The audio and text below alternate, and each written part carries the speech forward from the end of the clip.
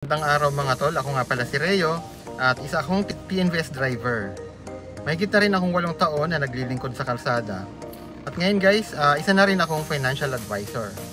In this video, pag-uusapan natin, sulit pa ba ang pumasok sa TNVS sa panahon ngayon? Ano ang pagkakaiba noon at ngayon? At ano ang mga proseso na kailangang paghandaan kung gusto mong pumasok sa TNVS industry? Umpisa natin sa pagkakaiba ng TNVS noon at ngayon. So noong unang taon ng TNVS, mas madali ang pumasok. Basta meron kang sasakyan at lisensya, halos diretso na ang apply. For example, sa Grab or Uber dati. Walang gaanong regulatory hurdles, mabilis ang activation at maraming bookings.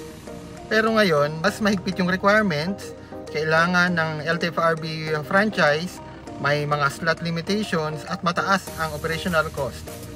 May mga regulatory compliance tulad ng PAMI insurance, inspection at documentation. So, ibig sabihin nito, mas legal at mas maayos na ngayon ang sistema, pero mas matagal at magastos ang pagpasok. Guys, puntahan natin yung advantage at disadvantages. Sa advantage, may sarili kang oras. Pwede mong gawin yung full-time o part-time. Guys, potentially, mataas ang kita, lalo na kung peak hours. Legal at mayroong insurance coverage ang pasahero at driver. Pwede ka pang pumili na maging fleet operator or later on. Pwede ka rin namang magstay as driver. So, disadvantage naman ito, mataas na yung puhunan.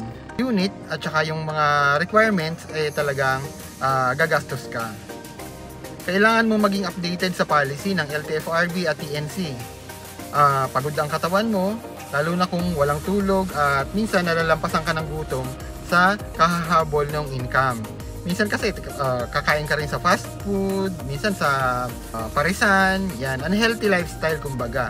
At maaari din kasi itong magdulot sa atin ng sakit, wag naman sana, o yung iba may mga kasamahan tayo na nabalitaan nating pumanaw sa sakit sa pagbiyahe habang nasa loob ng sasakyan din.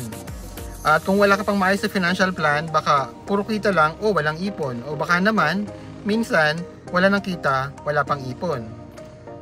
Kung handa ka pa rin pumasok sa TNVS, ito yung basic na proseso. Number 1, syempre dapat kumuha ka ng sasakyan na pasado sa TNVS standards. At usually dapat sedan, o kaya ay MPV, o kaya SUV, pwede yan. Pero yung hatchback, kadalasan hindi na yan tinatanggap. Brand new o hindi dapat lalagpas sa 3 taon yung edad ng sasakyan mo.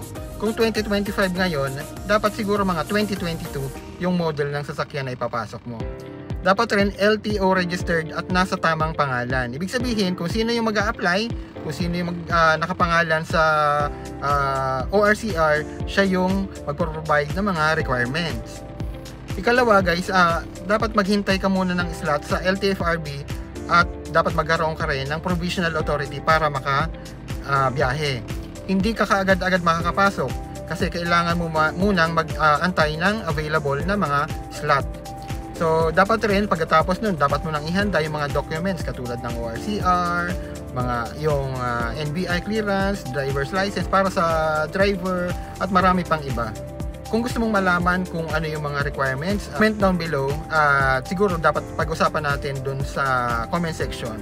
At ibibigay ko yung details. Nag-screenshot kasi ako niyan mga complete requirements para makapasok sa TNVS. So, sige, pagkalabas ng PA, pwede ka nang bumiyahe habang inaantay mo yung CPC. Pero ang PA ay pansamantalang permit lamang habang hinihintay mo yung full franchise. Legal ka makapasada basta't compliant ka. Usually, ang PA ay good for 90 days lang. At bago yan ma-expire, dapat mag-motion ka ulit for extension kung hindi ka pa nakakomply doon sa tinatawag na hearing. So may hearing kasi yan bibigyan ka ng notice of hearing. Pag na kompleto ang mga requirements na naipasa mo, dun ka pa lang possible na magkaroon ng tinatawag na Certificate of Public Convenience o CPC. Guys, kailangan ka rin magpa-accredit dun sa TNC katulad ng Grab, Joyride, ngayon may mga InDrive ganyan. So dun ka pipili ng babiyahihan mo.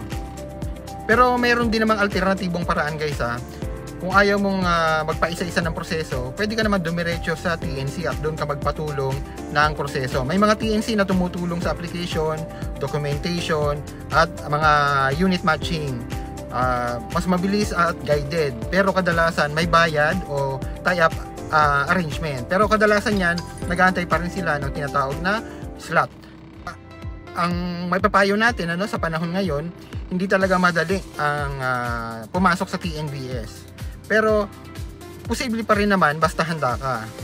Mas mahalaga, legal kang bumiyahe at protektado ang sarili mo at ang pasahero. At dapat marunong ka rin magplano sa kinikita mo. Kung gusto mong malaman kung paano din protektahan ang sarili mo bilang TNVS driver, lalo na kung sa health and family mo, follow mo lang ako at message mo kung may tanong ka.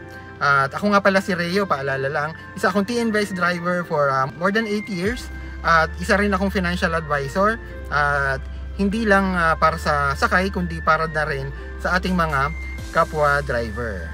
Maraming salamat sa panonood and see you on the next video.